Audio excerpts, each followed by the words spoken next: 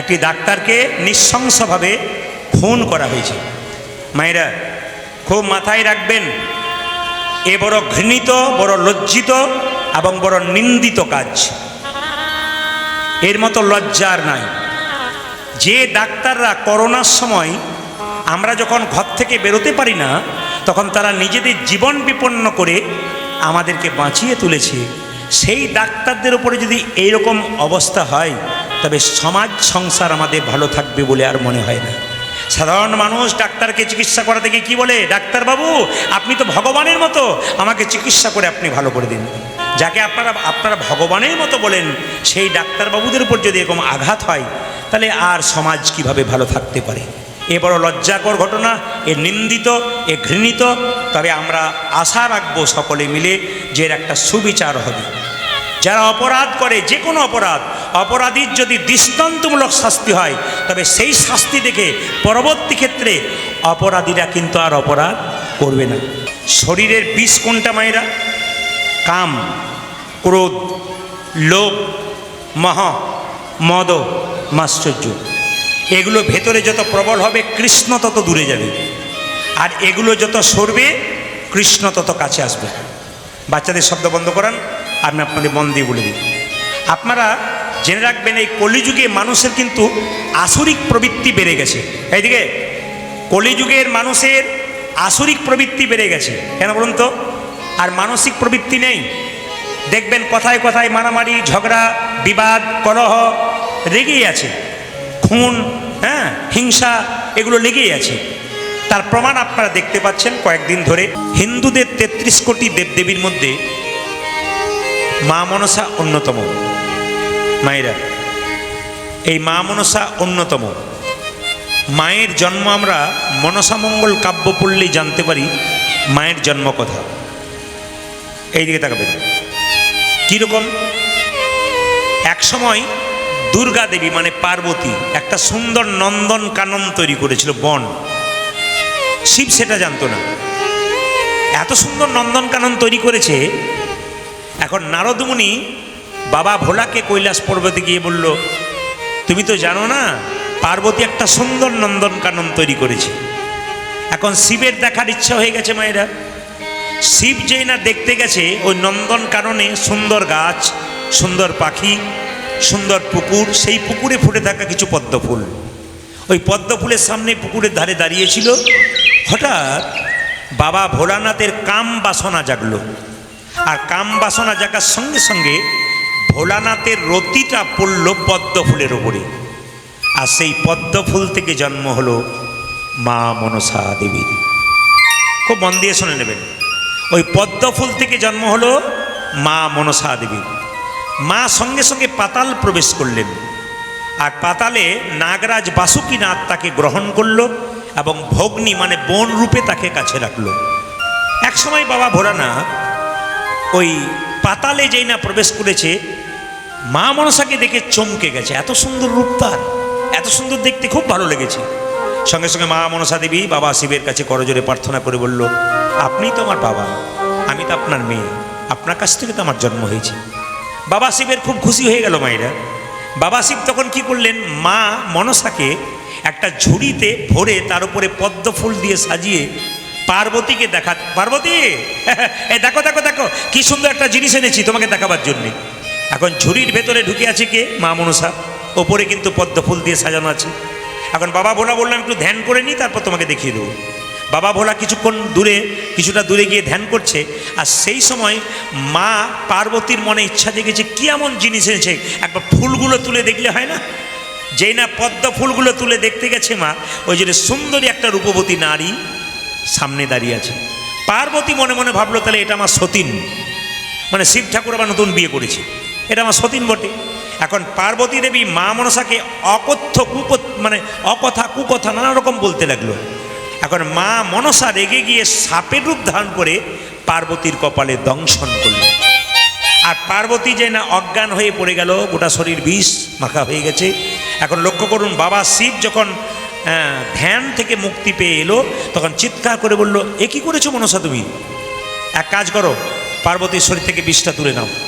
পার্বতীর শরীর থেকে বিষটা তুলেছে, আর পার্বতীর সঙ্গে সঙ্গে ওই যে পদ্ম ফুলের ডাঁটা ছিল ওই ডাঁটাটা দিয়ে ছুঁড়ে মা মনসার চোখে মেরেছে, আর মা মনসার একটা চোখ অন্ধ হয়ে গেছে। মায়েরা, বাবা শিব মা মনসাকে জরুৎকার মুনির সঙ্গে বিয়ে দিল, জরুৎকার মুনি, এবং সেই মুনিকে নিয়ে মা মনসা খুব সুখেই থাকতে লাগলো। কিন্তু একদিন মা মনসার সঙ্গে জরুৎকার মুনির মনোমালিন্য হলো, যেমন স্বামী স্ত্রীতে বাড়িতে হয়, মনোমালিন্য হলো। এখন রেগে গিয়ে মা মনসা বাবা শিবের কাছে কৈলাস পর্বতে চলে গেল। বাবা দেখলো যে পার্বতীর সঙ্গে তো সংসার করতে পারবে না, পার্বতী তো মেনে নেবে না, তাই বাবা তাকে গভীর বনে পাঠিয়ে দিল।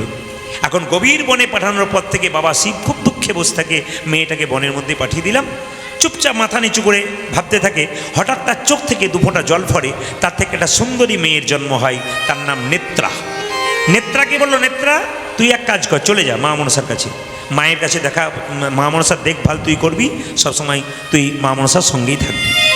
মায়েরা যখন মা মনসা এবং নেত্রা একসঙ্গে বনের মধ্যে থাকে, একজন দেবদূত একটা সাজিতে করে ফুল নিয়ে মা মনসার পাশ দিয়ে পেরিয়ে যাচ্ছে। মা কিন্তু কিছু কিছু ফুল সহ্য করতে পারে না। এখন কিছু ফুল সাজির মধ্যে ছিল যেটা মা মনসা একবারে সহ্য করতে পারে না, সঙ্গে সঙ্গে সেই দেবদূতকে অভিশাপ দিয়ে দিল, এই দেবদূত তোমাকে অভিশাপ দিয়ে দিলাম, বলে কি তোমার মর্তকুলে জন্ম হোক। দেবদূত বলল, মা তুমি যেমন অভিশাপ দিলে আমার মর্তকুলে জন্ম হোক, আমিও তোমাকে অভিশাপ দেবো, কি মর্তকুলে আমি মানুষ রূপে জন্ম নেব, আমার পূজা ছাড়া কিন্তু তুমি স্বর্গে দেবীর অধিকার পাবে না। সেই দেবদূত যিনি মর্তভূমিতে জন্ম নিলেন তার নাম কি বলুন তো?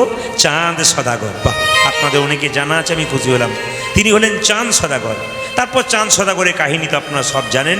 চাঁদ সদাগর কোনো মতেই মায়ের পুজো করতে চায় না। শেষ পর্যন্ত চাঁদ সদাগর বাঁ হাতে করে উল্টো দিকে মাকে পুজো করেছিল। মা স্বর্গের দেবী অধিকার পেয়েছিল।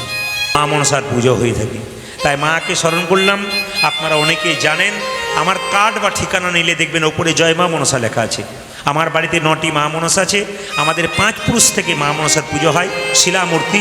এবং সেখানে আমার জেঠিমা একটা প্রদীপ দিয়েছিল মায়ের মন্দিরে। তখন সেই মায়ের পেটে যখন আমি ছিলাম, তখন জেঠিমা বলেছিল যদি ছেলে হয় তাহলে প্রদীপই নাম রাখবো। এই জন্য মা আমার কুলদেবী, এবং মায়ের কৃপাতে আমি কৃষ্ণ ভজনের পথে আসতে পেরেছি। মায়ের আশীর্বাদে আজকে এখানে আসতে পেরে আমি নিজেকে ধন্য মনে করছি। এর আগে আপনারা দেখেছেন বা জানেন কিনা জানি না, দেখবেন রাস্তাতে দুটো ছেলে মেয়ে ভালোবাসা করেছিল। এমন এমন অবস্থা দেখেছি আমরা, অনেক ঘটনা আপনারা দেখবেন পেপারের মাধ্যমে, যে ছেলে মেয়ের মধ্যে ভালোবাসা করেছিল, তারা রাস্তাতে মেয়েটাকে ধরে ছেলেটা কুপিয়ে কুপিয়ে খুন করছে, মানুষ দেখছে। এরকম ঘটনা কিন্তু ঘটেছে।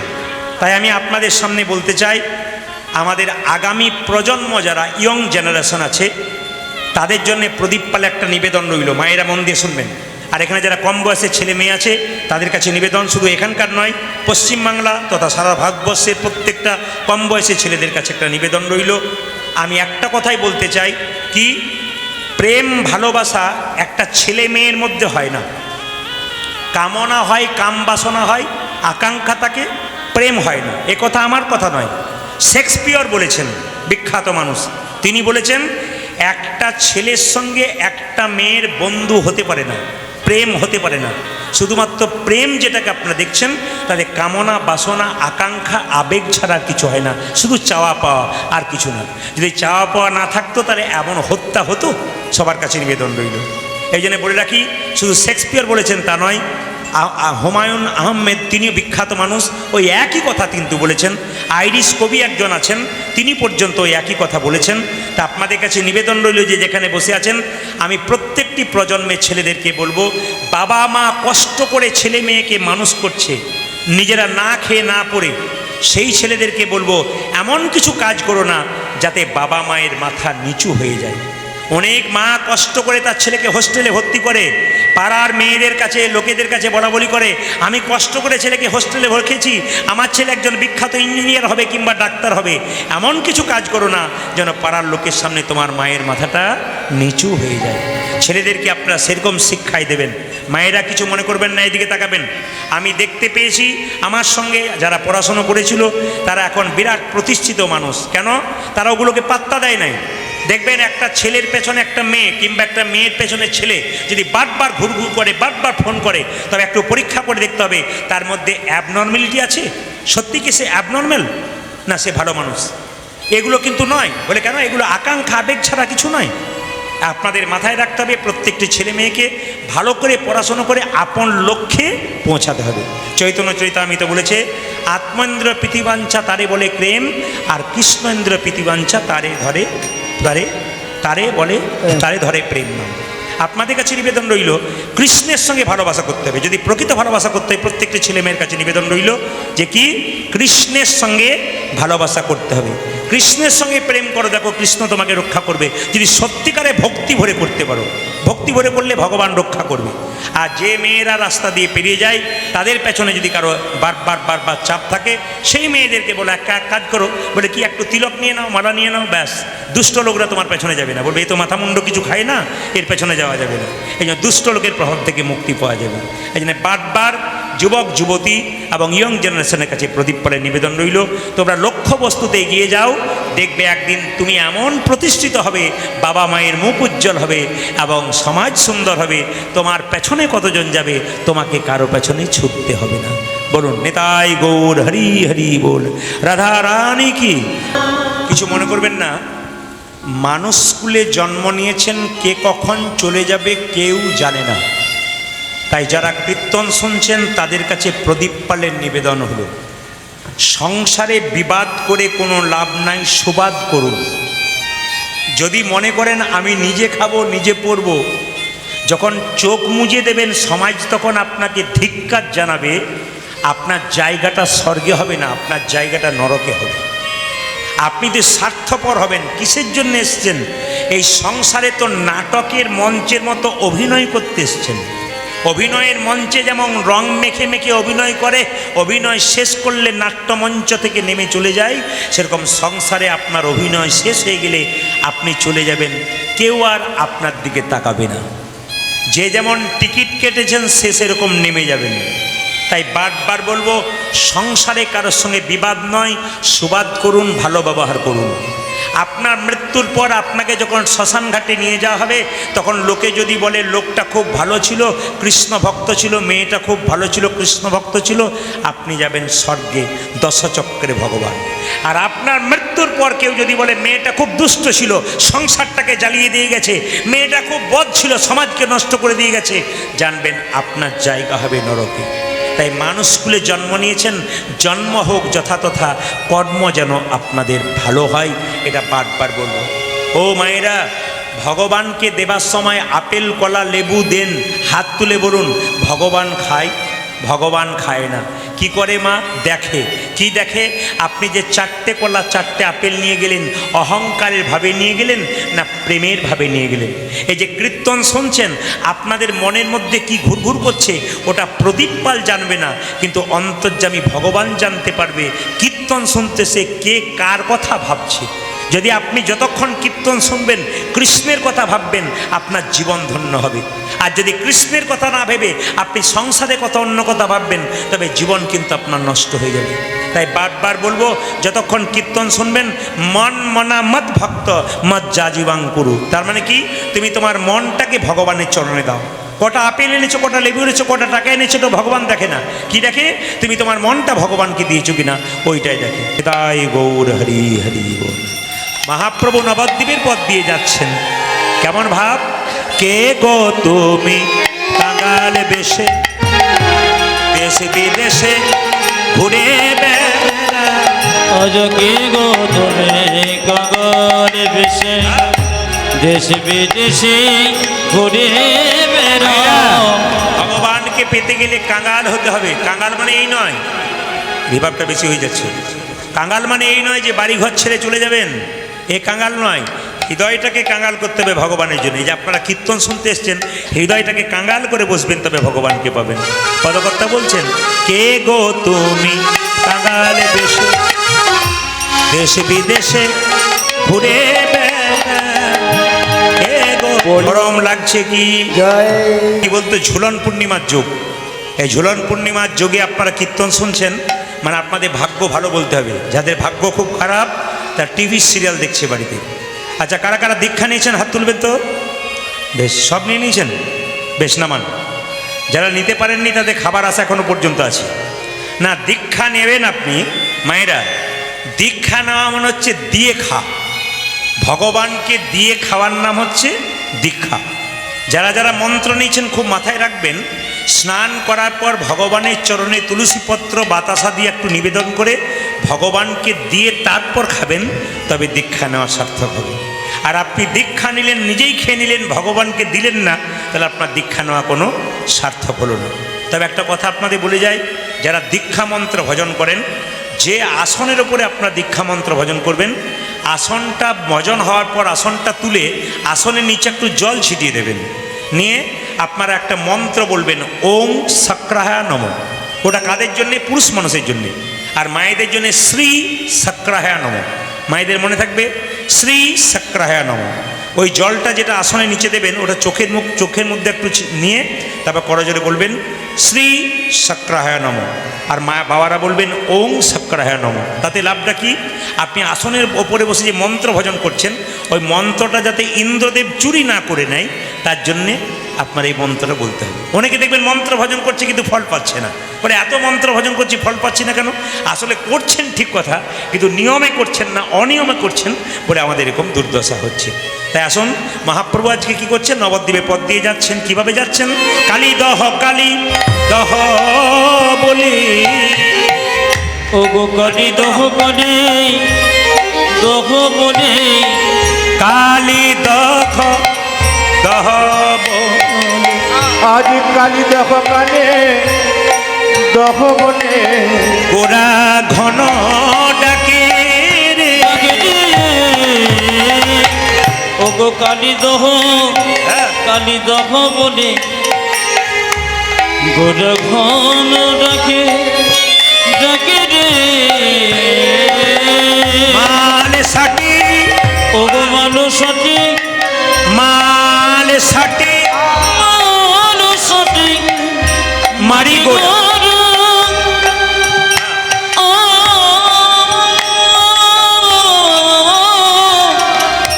চলিল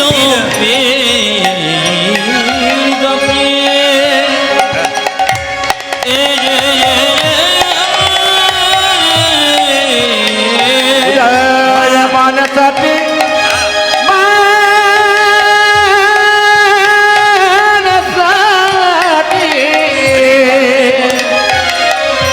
আজ মানি গোরা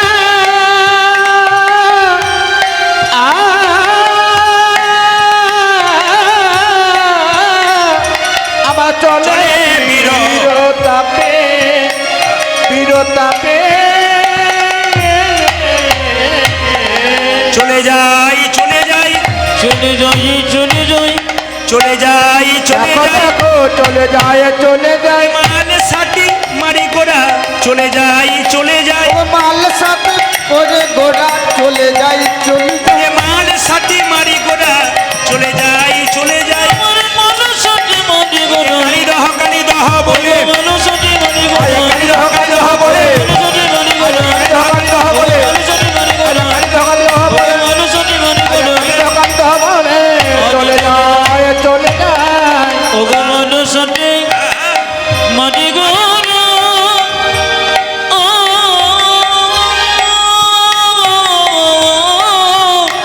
আমার চলে বিরদাপে, বিরোধে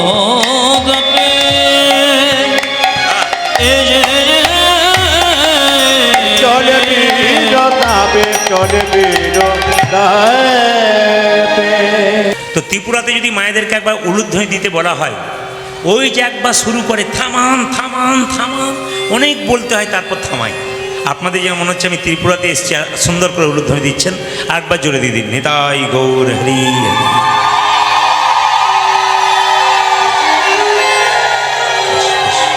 বেশ বেশ বেশ, হরে কৃষ্ণ বলি। বেশ, আমি দুটি প্রশ্নের উত্তর দিয়ে গৌরচন্দ্রিকা শেষ করব। মায়েরা বলছে, হরিনামে দীক্ষা নিলে কি হয় আর হরিনামে দান করলে কি হয়, এই দুটি যুক্তি আপনাদের বুঝিয়ে দেবো। আপনাদের গ্রামটার নাম কি? শঙ্করপুর, তাই তো? হরে কৃষ্ণ, জোরে বলবেন শঙ্করপুর। হ্যাঁ না না, দু চারজন শঙ্করপুর তো? আচ্ছা, এই শঙ্করপুরে যে কীর্তন হচ্ছে কিছু মনে করবেন না। একটা ছেলে ভিক্ষা করতে এসছে, তার বয়স হচ্ছে 10 বছর, খুব 10 বছর, খুব বাচ্চা ছেলে। তো ভিক্ষা করতে বেরিয়েছে, তো গ্রামের একজন দোকানদার জিজ্ঞেস করছে, হ্যাঁ রে হে খোকা, তোর এত সকাল সকাল সন্ধে হলো কেন? দেখবেন আমাদের কোনো ছেলে যদি খুব কম বয়সে হরিনাম করে, আমরা কি বলি? এখন থেকে বুড়ো বিকি রে, এখন থেকে বুড়ো বয়স। আরে বুড়ো হলে কীর্তন করবি, এখন করবি না। এই যে আমাদের একটা শিক্ষা আছে মা বাবাদের, এটা আপনাদের বারবার বলি, এই শিক্ষা আপনাদের বাচ্চাদেরকে দেবেন না। বাচ্চাদের পড়াশুনো করান, শিক্ষা দেন, স্কুলে নিয়ে যান, সব কিছু করবেন, কিন্তু ভগবান ভজনা যেন করতে পারে এ কথা কিন্তু মনে রাখবেন। আপনি যদি কৃষ্ণ ভক্ত সন্তান তৈরি করতে পারেন, তাহলে মাথায় রাখবেন এই সন্তান কিন্তু ভবিষ্যতে আপনাকে দেখবে, তার মধ্যে বিবেক তৈরি হবে। আর আপনি বড় ইঞ্জিনিয়ার করলেন, ডাক্তার করলেন, কিন্তু মা বাবার সঙ্গে কোনো সম্পর্ক রাখলো না, এ শিক্ষার কোনো দাম হলো না। এমন শিক্ষা দিতে হবে, সে ইঞ্জিনিয়ার হবে, ডাক্তার হবে, বড় প্রতিষ্ঠিত মানুষ হবে, কিন্তু মা বাবাকে যেন ভুলতে না পারে। এই বিবেকটা কিন্তু দরকার আছে। আমি একটা ছোট্ট প্রমাণ আপনাদের দিয়ে দিই, একটু মন দিয়ে শুনে নিন। ছোট্ট প্রমাণটা কি সবাই লক্ষ্য করুন। একটা ছোট্ট ছেলে গ্রামে ভিক্ষা করতে এসছে, দোকানদার জিজ্ঞেস করছে, এ খোকা, এত সকাল সকাল সন্ধে হলো কেন? ছেলেটা বলে উঠলো, 10 বছর বয়স তো, বলছে সকাল সকাল না বেরোলে সন্ধ্যার আগে পৌঁছানো যায় না। ততটা বুঝতে হবে কিন্তু, সকাল সকাল না বেরোলে সন্ধ্যার আগে। আরে বাবা, সকাল সকাল সাজবেন, তবে ঠিক সময়ে ভগবানের কাছে পৌঁছাবেন। আর বুড়ো বয়সে ভগবানের নাম করবেন, তখন চোখে দেখতে পাবেন না, হাত ভালো করে চলবে না, পা চলবে না, তখন আপনার কৃষ্ণ ভজন আর হবে না। ওই জন্য সকাল সকাল ভজন করতে হবে। এখন ছেলেটি যে গ্রামে ভিক্ষা করতে এসছে, ওই গ্রামটার নাম সত্যগ্রাম। আপনার যেমন শঙ্করপুর গ্রাম, ওই গ্রামটার নাম সত্যগ্রাম। তা দোকানদার বলছে, জানিস যে গ্রামে তুই ভিক্ষা করতে এসছিস সে গ্রামের নাম সত্যগ্রাম। ছেলে বললো, তাহলে এখানে সবাই সত্য কথা বলে? বলে হ্যাঁ রে, তুই যাকে জিজ্ঞেস করবি সেই সত্য কথা বলে। বলে একবার চেষ্টা করে দেখি। বলে হ্যাঁ দেখ। এখন মায়েরা, ছোট্ট ছেলেটা ভিক্ষা করতে গ্রামে ঢুকেছে, তা ঢুকবি তো ঢোক, একটা বুড়ি মায়ের বাড়িতে 80 বছর বয়স, তার দরজায় ধাক্কা দিচ্ছে আর গাইতে গাইতে যাচ্ছে, ওরে মন মন রে মন রে। ভিখারি ভিক্ষা করতে আসে হরিনাম দিয়ে, কিন্তু এই চৈতন্যপূর্ণ একটা জ্ঞান দিচ্ছে মানুষকে। এই গানটার দ্বারা সত্যগ্রামে ভিক্ষা করছে কে? ওই বাচ্চা ছেলেটা, আর গাইছে, ওরে মন মন রে মন রে, কি লাগি আইলি ভাবে, ওরে মন মন রে, লগে জয়েলে হবে। ওরে মন মন রে কি লাগি আইলি ভাবে, ওরে মন মন রে লাগে যাই ববে, ওরে মন মন রে, লগে জয়েলে হবে। মানুষ হইয়া জন্ম লভিলি, ও মানুষ হইয়া হরিণ ভজিলি, মানুষ হইয়া হরিনা ও ভজিলি, তুই মানুষ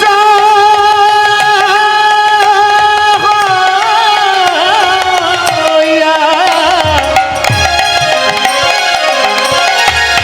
ও তুই মানুষ হইয়া হরি না ভজলি, বিফলে জনমে যাবে মন কি লাগি আই ভাবে, ওরে মন মন রে, লগে জয়েলে হবে। ওরে মন মন রে কি লাগি আইলি ভাবে। ওরে মন মন রে আই হবে।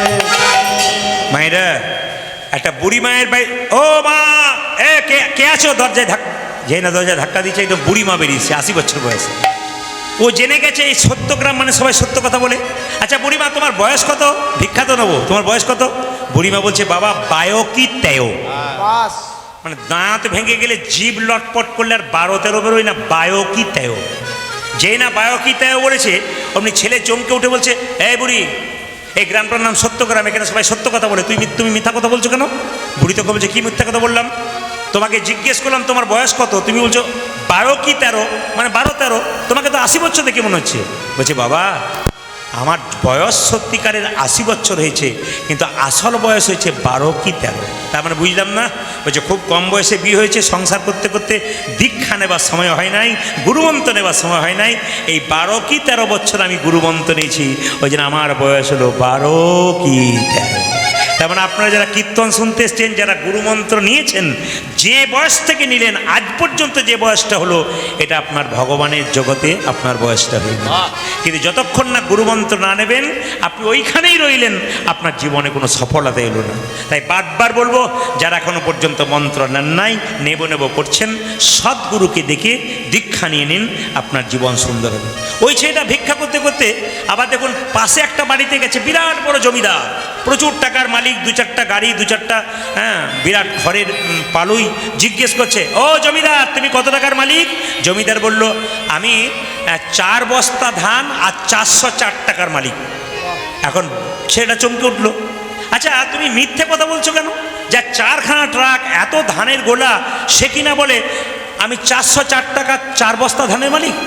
তখন জমিদার বলল, বাবা, এই যে এত সব তুই দেখতে পাচ্ছিস, এ ধনের মালিক আমি নই। বলে কীরকম? আমি ধন সঞ্চয় করতে করতে হরিনাম জীবনে শুনি নাই। একদিন হরিনামের আসরে গেলাম, আর হরিনাম শুনতে শুনতে আমি দানের কথা শুনলাম। তখন মনে হলো যে কিছু দান করা দরকার। সারা জীবন দান করি নাই, শুধু রোজগার করে গেলাম। এই 4 বছর ধরে হরিনামে 1 বস্তা করে ধান আর 160 টাকা দিয়েছি। 4 বছরে 4 বস্তা ধান 404 টাকা দেওয়া হয়েছে। যতদিন আমি আয় করেছি তত ব্যয় হয়েছে। আমার জমা বলতে হরিনামের ব্যাংকে 404 টাকা 4 বস্তা ধানটাই হয়ে গেছে। তাই যেখানে যেখানে হরিনাম হয়, সৎসঙ্গ হয়, যেটুকু দান করবেন সেটাই কিন্তু আপনার ভগবানের ব্যাংকে জমা হয়ে যাবে। মায়েরা সবাই মিলে একটু প্রেম সে হাত তুলে এই গানটি গাইতে গাইতে যাবেন, সবাই মিলে একসঙ্গে, সবাই মিলে। ভজ গৌরাঙ্গ লহ গৌরাঙ্গ জপ গৌরাঙ্গের নাম রে। ভজ গৌরাঙ্গ জপ গৌরাঙ্গ লহ গৌরাঙ্গের নাম রে। যার হাত আছে তিনি তালি দেবেন, যার নাই তার দেবার দরকার নেই। ভগবান যাকে হাত দিয়েছেন তিনি হাত দুটো তুলবেন। মহাপ্রভু হাতটা কি নিচের দিকে নামানো ছিল না উপর দিকে তোলা ছিল? তাহলে যিনি সারা জীবন হাতটা তুলে আছে তার জন্য 2 মিনিট হাত তুলতে পারছেন না, এর চাইতে দুঃখ কী হতে পারে? যার হাত আছে তিনি পরের জন্মে হাত পাবেন, যে তুলবেন না তার হাত পাবার আর চান্স থাকবে না। 2টো হাত আছে, 2টো পা আছে, আর 2টো পা যোগ হয়ে যাবে, হাত দুটো চলে যাবে। 4টে পা হলে যা হয়। যারা যারা 4টা পা নেবেন তারা হাত তুলবেন না, আর যারা 2টো হাত 2টো পা নেবেন তারা হাত তুলবেন। দেখি কারা কারা 2টো হাত। বাবা রে, যে তুলব না ভেবে এসেছিল সেও তুলে দিয়েছে, দরকার নাই। আবার যে আশা পূর্ণ হয় নাই পরের জন্ম একবার পূর্ণ করে দেবো। সবাই ভজ গৌরাঙ্গ লহ গৌরাঙ্গ জপ গৌরাঙ্গের নাম রে। ভজ গৌরাঙ্গ মহ গৌরাঙ্গ লহ গৌরাঙ্গের নাম রে। যে জানা গৌরাঙ্গ ভজে সে হয় আমার প্রাণ রে। যে জন গৌরাঙ্গ ভজে সে হয় আমার প্রাণ মায়েরা, রে। এই যে ক্যামেরা এসছে MK স্টুডিও আর অহনা স্টার কীর্তন, আপনারা 2 দিন পরেই মোবাইলে দেখতে পাবেন, ইউটিউবের মাধ্যমে, ফেসবুকের মাধ্যমে।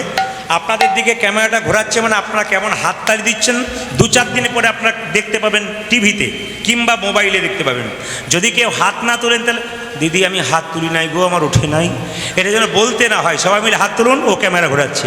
ভজ গৌরাঙ্গ লহ গৌরাঙ্গ জপ গৌরাঙ্গের নাম রে। ভজ ভজ গৌরাঙ্গ যে জন গৌরাঙ্গ ভজে সে হয় আমার প্রাণ রে। যে জানা গৌরাঙ্গ ভজে সে হয় আমার প্রাণ রে। যে জোড়া গৌরাঙ্গ ভজে সে হয় আমার নাম রে। ভজ গৌরাঙ্গ লহ গৌরাঙ্গ জপ গৌরাঙ্গের নাম। বলো ধ্বনি। ভজ গৌরাঙ্গ মহ গৌরাঙ্গের নাম রে। ভজ গৌরাঙ্গ লহ গৌরাঙ্গ লহ গৌরাঙ্গের নাম। ও গো ভজ গৌরাঙ্গ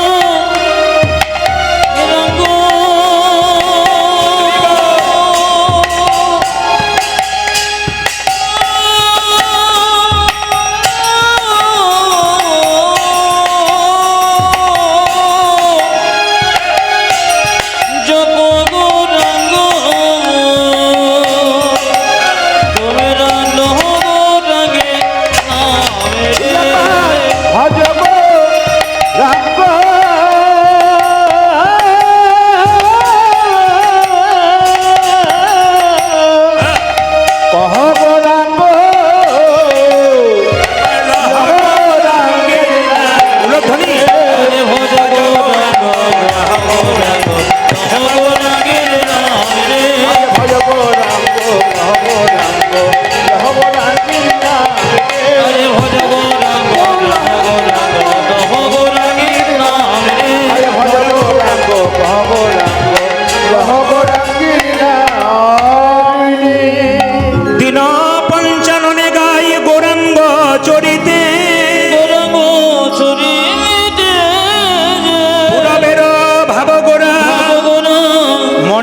পড়েছে আমার মনেতে পড়েছে।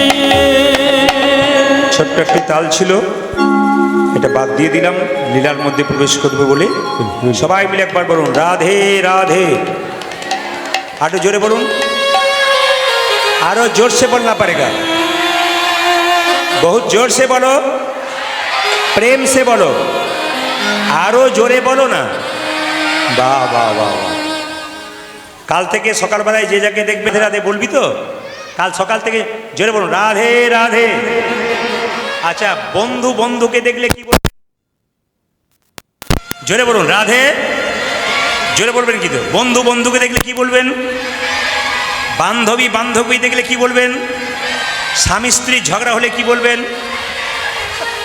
তখন বলবেন না। জোরে বলুন রাধে রাধে। চলুন আমরা বৃন্দাবনে যাই। চলো রে চল মন, চলো হরি দর্শন, হরি দর্শন।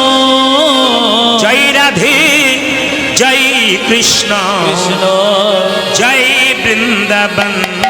হরি বল। একবার চলো রে চলো হরি দর্শন। জয় জয় রাধে জয় কৃষ্ণ জয় বৃন্দাবন। চলো রে চল হরি দর্শন, জয় রাধে জয় কৃষ্ণ জয় বৃন্দাবন।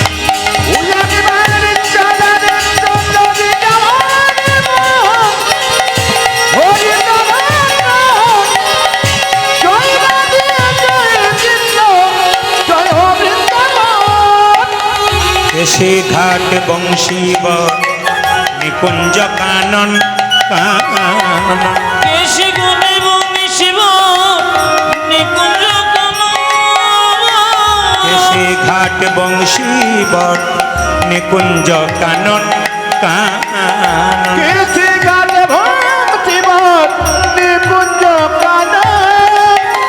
যেথায় হোলি খেলে আমার সে নন্দের নন্দন। যেথায় জয় হলে খেলে আমার সে নন্দে নন্দন। যেথায় হোলি খেলে আমার সে নন্দের নন্দন। যেথায়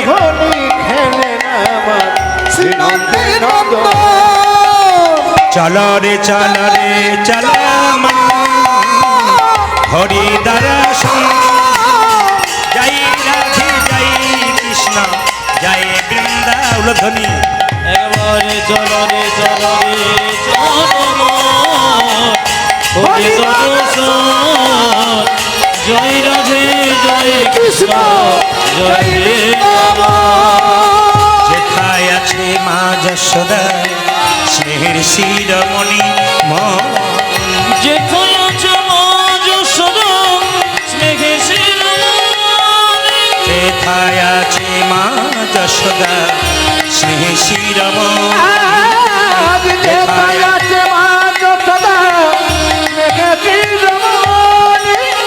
নিজের গোপালকে কোলে লইয়ে খাওয়া তো নবনী। আহার নিজে গোপনে কোলে লয়ে নিজের গোপালকে কোলে লইয়ে খাওয়া তো নবনী।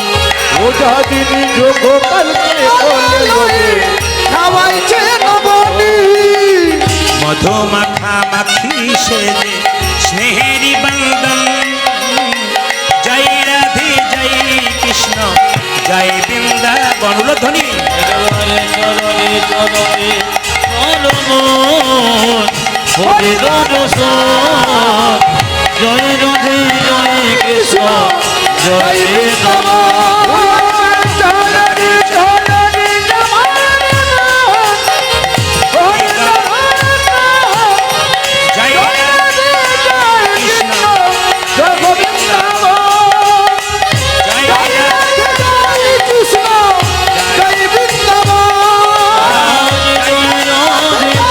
কৃষ্ণ জয় রাধে রাধে। বেশ, আজ আপনাদের সামনে নিবেদন করতে চাই আবার একবার বয়স্ক বাবারা যারা এসছেন তাদের চরণে কোটি কোটি ধন্যবাদ প্রণাম জানালাম। ভক্তিমতী মায়েদের চরণে জানালাম কোনো শব্দ না করে কীর্তন গান শ্রবণ করব। আজকে যে লীলাটি গাইব, মায়ের হাতে একটা সাপ আছে, নেই মায়েরা? কৃষ্ণ একটা সাপের মাথায় নেচেছিল, সাপটার নাম কি? কালীয় নাগ। এই কালীয় নাগের 100টা ফণা ছিল, তার চাইতে অধিক ছিল। একটু মন দিয়ে শুনবেন। এই যে কৃষ্ণ সাপের মাথায় না ছিল, কই আমাদের মাথায় না ছিল না কেন? সাপটা কিছু ভালো কাজ করেছিল যার জন্য ভগবান নেচেছিল। আপনারা কীর্তন শোনার পর আপনাদের ভক্তি জন্মাবে, চুপচাপ শুনবেন, দেখবেন আপনাদের মাথার উপরে ভগবান থাকবে। বলে না, ওরে মাথার উপরে ভগবান আছে, আমার চিন্তা কি আছে? ঘরের চালটা না থাক, ভগবান তো আছে।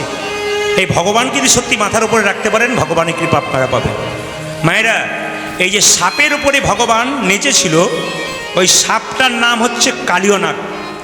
ওই কালীয় নাগ পূর্বজন্মে কে ছিল মা? সংক্ষেপে বলে রাখি, রাজা চন্দ্রধ্বজ। এই চন্দ্রধ্বজের পেটে একবার প্রচণ্ড যন্ত্রণা হয়েছিল, কেউ ভালো করতে পারছে না। একজন কবিরাজ বলল, রাজা তোমার পেটের যন্ত্রণা ভালো হতে পারে, একটা উপায় আছে। তুমি যে রাজবাড়িতে বাস করছো তার পেছন দিকে একটা সরোবর আছে, সেই সরোবরে একটা রাজহাঁস খেলা করছে, তাকে ধরে হত্যা করে তার পিত্তটা খেতে পারলে তোমার পেটের যন্ত্রণা ভালো হবে। মায়েরা, রাজহাঁসটাকে যখন ধরে আনলো, রাজহাঁস কেঁদে কেঁদে বললো, রাজামশাই আমাকে না মেরে যদি একটা কথা শোনো, আমিও বেঁচে যাব আর তোমার পেটের যন্ত্রণা ভালো হবে। বলে কীরকম?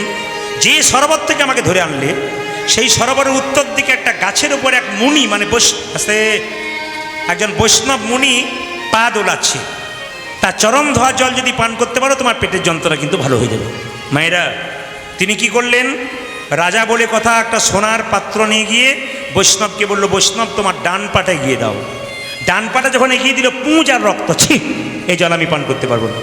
আর বাঁ পাটা যখন এগিয়ে দিয়েছে, পুঁজ রক্ত তো রয়েছে, তার সঙ্গে পোকা কিলবিল কিলবিল করছে, কিন্তু জল পান করতে পারলো না। রাজা একটা ভালো কাজ করলো, বৈষ্ণবের চরণ ধোয়া জল মাথায় করে নিয়ে এলো। বৈষ্ণবের চরণ ধোয়া জলের কত গুণ আছে দেখুন। সব বৈষ্ণবের নয়, কিন্তু প্রকৃত শুদ্ধ বৈষ্ণব যারা হয়, তাদের চরণ ধোয়া জল যদি আপনি মাথায় নিতে পারেন, ভগবানের কৃপা আপনার হতে পারে। এখন লক্ষ্য করুন, যখন দেখতে পেল রাজা চন্দ্রধ্বজ জল পান করলো না, বাড়িতে স্বামীকে, চন্দ্রধ্বজের স্ত্রী, দুটো স্ত্রী ছিল, চন্দ্রধ্বজ রাজার দুটো স্ত্রী ছিল, বলে স্বামী জলপান করতে পারলে না, কই থেকে আমাদের দাও, আমরা জলপান করব। দুজন স্ত্রী যখন জলপান করেছে, তখন সেই মুনি ছুটে এসে বলল, রাজা এ তুমি কি করলে? আমার চরণ ধোয়া জলকে তুমি অপমান করলে, আমি তোমার অভিশাপ দিলাম, তুমি যদি খল প্রবৃত্তি করলে, চালাকি করলে, তোমার খল বংশে জন্ম হোক, তোমার নাম হবে কালীয় নাগ। রাজা চন্দ্রধ্বজ কেঁদে কেঁদে বলে, হে মুনিবর, হে মুনি জীব, অভিশাপ যদি দিলে আমায়, সাপে কুলে জন্ম হোক, সাপে কোলে জন্ম হোক, আশীর্বাদ দাও যেন ভগবানের চরণ আমি মাথায় পেতে পারি। মাথায় পেতে পারি। বৈষ্ণবের বশ কৃষ্ণ সর্বশাস্ত্রে কয়, এই সব জানিল বৈষ্ণবের আশ্রয়। আপনাদের সামনে যদি গরুর হাট থাকে, আপনি একটা গাভী এবং বাছুর কিনতে গেছেন, আপনি গাভীটাকে দড়ি দিয়ে টানছেন, গাভী আসছে না, কিন্তু বাছুরটাকে দড়ি দিয়ে টেনে আনবেন বা কোলে করে নিয়ে আসবেন, দেখবেন গাভী তার পেছন পেছন আসবে। বৈষ্ণবের, প্রকৃত শুদ্ধ বৈষ্ণবের চরণ ধরে যদি এগিয়ে যেতে পারেন, তাহলে ভগবান আপনার পেছন পেছন আসবেই আসবে। সঙ্গে সঙ্গে বলল, বেশ, তুমি যখন বৈষ্ণবের চরণ ধোয়া জল মাথায় নিয়েছো, আমি তোমাকে আশীর্বাদ করলাম, তোমার মাথায় একদিন ভগবান শ্রীকৃষ্ণের নাচ হবে। ও মায়েরা, ওই চন্দ্রধ্বজ রাজা পরের জন্মে বৃন্দাবনে যমুনাতে কালীদহ হ্রদে কালীয় নাগ রূপে বাস করতে লাগলেন। আর পদকর্তা বর্ণনা করলেন, দেখো দেখো কেমনভাবে বাস করছে। কালিন্দির একদহে কালী নাগ তাহের, কালীর একদহে আজ কালী নাগ দহে রহে, কালিন্দির একদহে কালী নাগ তাহের, আজ কালে দিল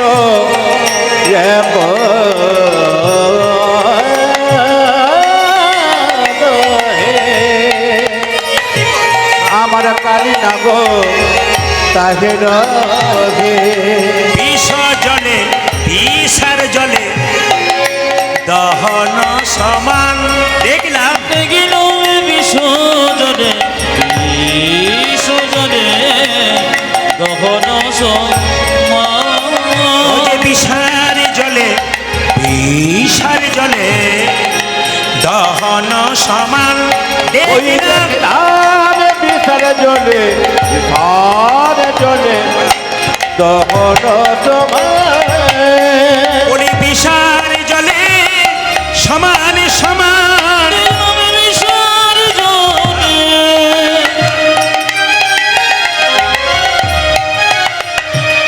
সমানে সমান বিষার জলে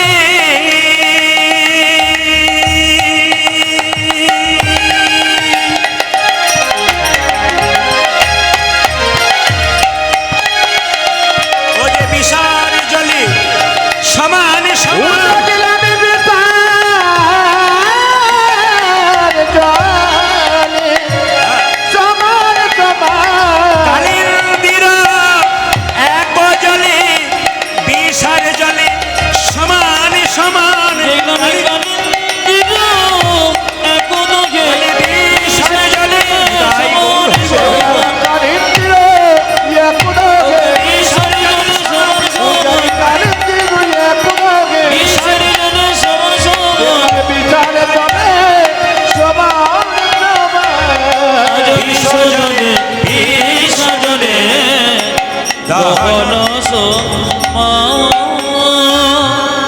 কালিয়ানাগ বাস করছে কোথায়? কালিদহ হ্রদে। মায়েরা এমন বিষ ঢালতে শুরু করেছে, ওই পথ দিয়ে কোনো পশু পাখি পেরিয়ে গেলে ছটপট ছটপট করে আর মৃত্যুর আগে ভগবানকে ডাকে। আসলে কালিয়ানাগ খুব চালাক, সে জানে আমি ভগবানকে দেখতে পাচ্ছি না, তাহলে ভগবানকে দেখার একটা উপায় কি?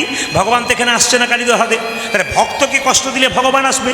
তাহলে এক কাজ করে এমন বিষ ঢালতে শুরু করলো যে ওই পথ দিয়ে কোনো পশু পাখি পেরিয়ে গেলে একবারে বিষের জ্বালায় ছটপট ছটপট করে, আর ছটপট করবার সময় ভগবানকে ডাকে আর ভগবান এখানে হাজির হয়ে যায়। পদকর্তা বললেন, দেখো পশু পাখি কেমনভাবে যাচ্ছে। তাহার পরে বাই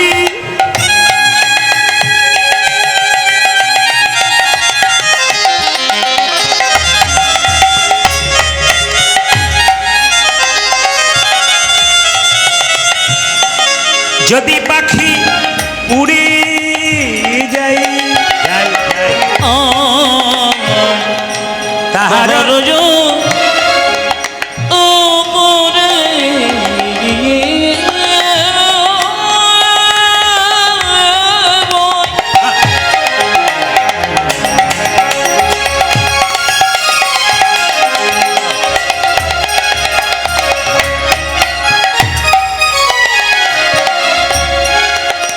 পাখি জুড়ে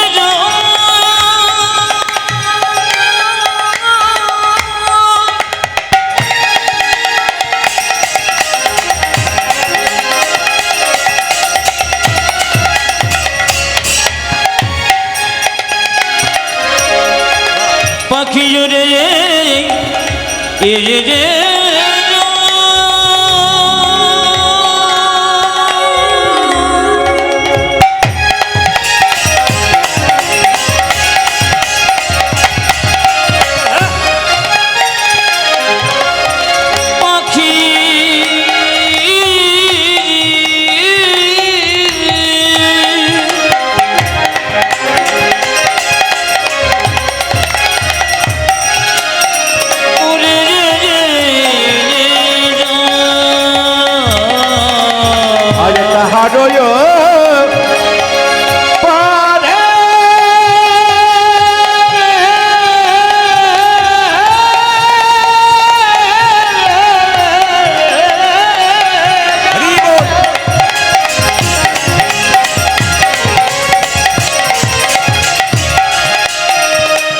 পাখি উড়ে যায় বিষের জ্বালাই তেজয়ে প্রাণ একের বিষের জ্বালায় বিষের জ্বালায় বিষের জ্বালাই তেজয়ে প্রাণ বিষের জ্বালায় আমরা কোনো অপরাধ করি নাই প্রভু, কোনো করি নাই প্রভু, অপরাধ করি নাই প্রভু, বিষের জ্বালাই প্রাণ হারালাম, কোনো অপরাধ করি নাই প্রভু।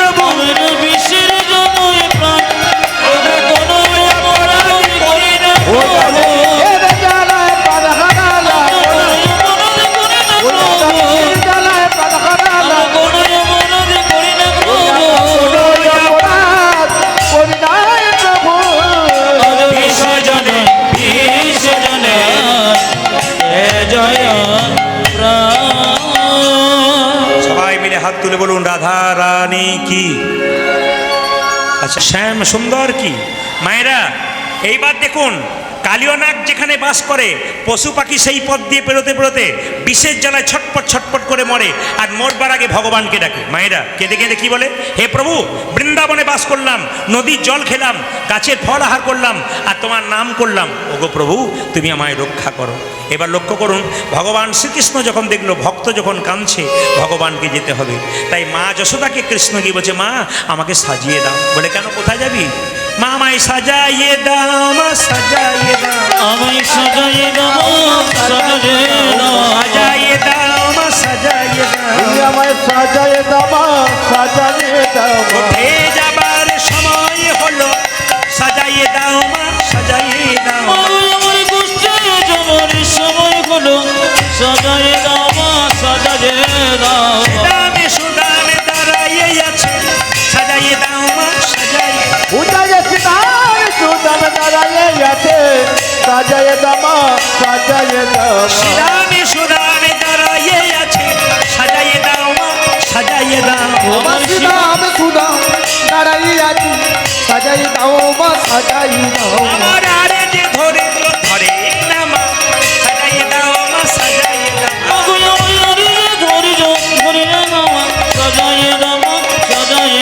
আমার গোঠে যাবার সময় হলো, সাজাইয়ে দাও মা, সাজাইয়ে দাও। তুই আমায় কোঠে যাবার সময় হলো, আর যে ধৈর্য ধরে যাবার সময় হলো,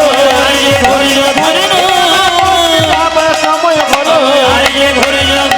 ওই আমায় সাজায়ে দাও মা, সাজায়ে দাও মা। মায়েরা এদিকে তাকান। আসলে যেদিন কৃষ্ণ গোচারণে গিয়েছিল কালিয়নাগকে দমন করবার জন্যে, দাদা বলায়ের সেদিন জন্মদিন ছিল। আচ্ছা বলুন তো, আপনার বাড়িতে যদি দুটো ছেলে থাকে, একটা ছেলের জন্মদিন হয় আর একটা ছেলে বলে স্কুলে যাবো, আপনি যেতে দেবেন? যদি পরীক্ষা থাকে তবে দেবেন, এমনি যেতে দেবেন? বলে আজকে দিনটা বাড়িতে থাকবো বা কালকে যাবে। তা দাদা বলায়ের জন্মদিন, কৃষ্ণ খুব চালাক, জানে দাদা বলায় যদি থাকে তাহলে কালিয়নাগকে আমরা ইয়ে করতে পারবো না, দমন করতে পারবো না। আজকে দাদা বলায় জন্মদিনে দিব্যি আনন্দে মাতার হয়ে থাক, আর সেই ফাঁকে আমি কালিয়নাগকে দমন করে দেবো। ভগবান কত চালাক দেখুন। তাই বললো, মা আমি কি করবো জানো?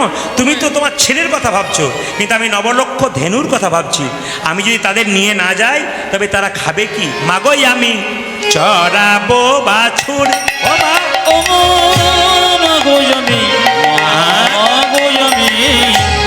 চড়াবো বাছুর, মা গোই আমি, মা গোই আমি চড়াবো বাছুর।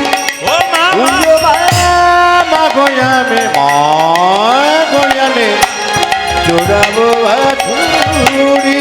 আমার পড়াইয়া দেহ ধরা, মন্ত্র পড়ি বাঁধি চূড়া। মহাগো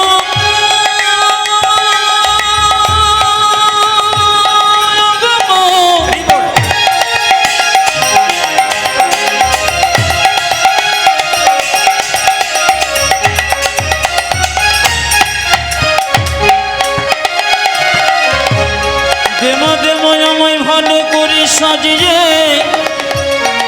দেমা,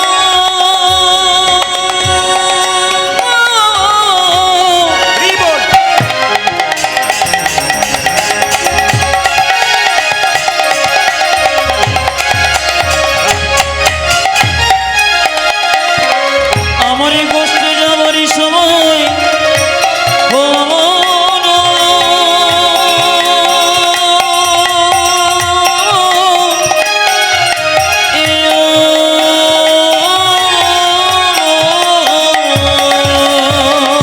পড়াইয়া দেহ ধরা, মন্ত্র পড়ি বাঁধি চূড়া। উড়ায় পড়াইয়া দেখো দাদা, অন্ত পরিবারে তোরা। চরণেতে চরণেতে পড়া হল ফুল।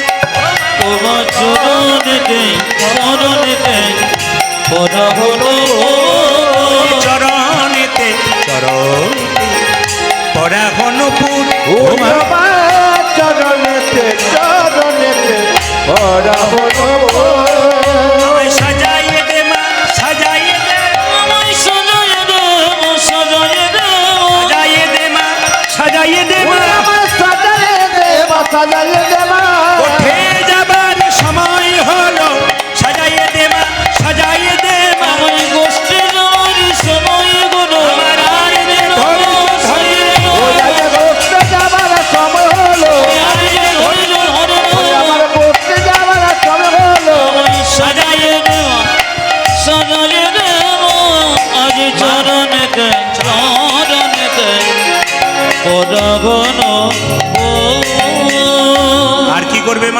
অলকা তিলকা ভালে বনমালা দে মা গলে আগে অলকা তিলকা ভালে বনমালা দে মা গলে অলকা তিলকা ভালে বনমালা দে মা ও গলে মায়া লকা তিলকা ভালে বনমালা দে মোর গলে মোহনিয়া মোহনিয়া মোহনিয়া বাসি দে মা হাতে ওই মা মোহনিয়া বাসি যে হাতে মোহনিয়া বাসি দে মা হাতে মাগো মোহনিয়া বাসি দে মহাতে শ্রীদাম সুদাম দাম সুবলাদি অংশমান সিদম সুদম দামে সুবলতে অংশমান শ্রীদাম সুদাম দাম সুবলাদি ও অংশমান মাসি নাম সুদাম দাম সুবলাদি অংশমান দাঁড়াইয়া দাঁড়াইয়া দাঁড়াইয়া আছে ওই রাজপথে মা দাঁড়াইয়া আছে রাজপথে দাঁড়াইয়া আছে রাজপথে দাঁড়াইয়া যাচ্ছে রাজপথে সাজাইয়ে দে মা সাজাইয়ে দে